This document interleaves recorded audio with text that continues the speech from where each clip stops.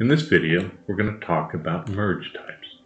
Now, all patterns merge with basically the highest point wins, but there are three assignable merge types: Merge Additive, Merge Subtractive, and Merge Absolute. Let's start out with Merge Additive. Merge Additive takes the pattern that is being added and adds to that everything that is underneath the patterns that intersect with it together. Now, the software knows it can never put anything above the surface of the board, so it takes the sum of those and compresses them down such that they fit into the depth of the board. Now, you can influence this, of course, with the height of the patterns, which essentially puts a weighting on that. So we can make one pattern dominate that addition. The other thing that, of course, can affect that is the relative depths of the pattern. Now, as I pointed out, it adds together what is underneath the pattern that is being added to it. So if I take the dome and I select it to be additive, you'll notice that we get a very different answer. Now, that's because the rosette here is at a 1/4 inch depth, so it has all of the information underneath that it's adding together. The dome was at 0.65. If I set the rosette at 0.65, you'll see that we get the exact same answer we got when we had selected the rosette to be additive.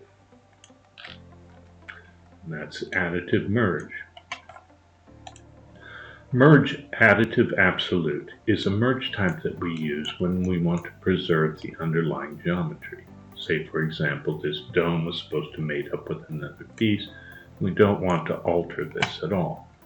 We can add geometry to this by using the Merge Additive Absolute, which takes everything under the object that is being added, adds that to the base geometry or whatever is merged with it, but does not compress it down, so it essentially tops that out.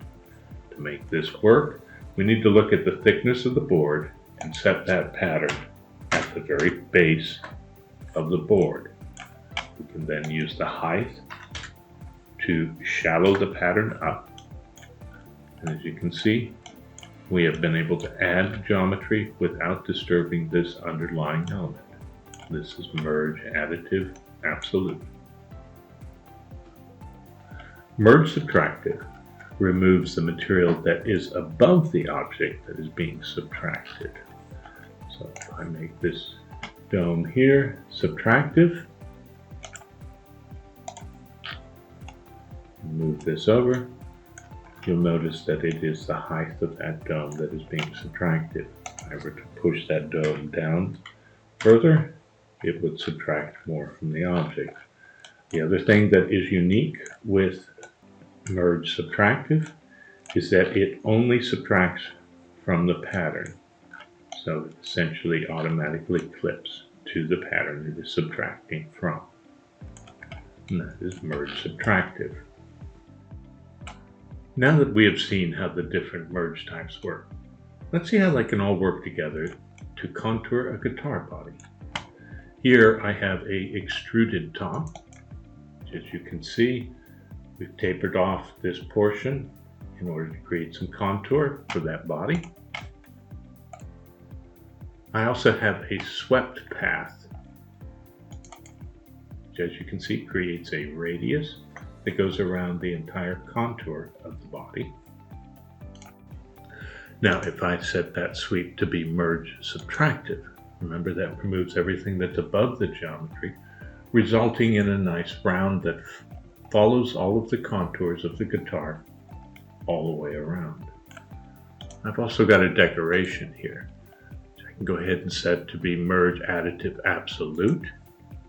Now, I've already set the depth and height so that this won't top out, and because it's absolute, it doesn't interfere with the guitar body's geometry at all. And that's how the various merge types can work together to create a unique object.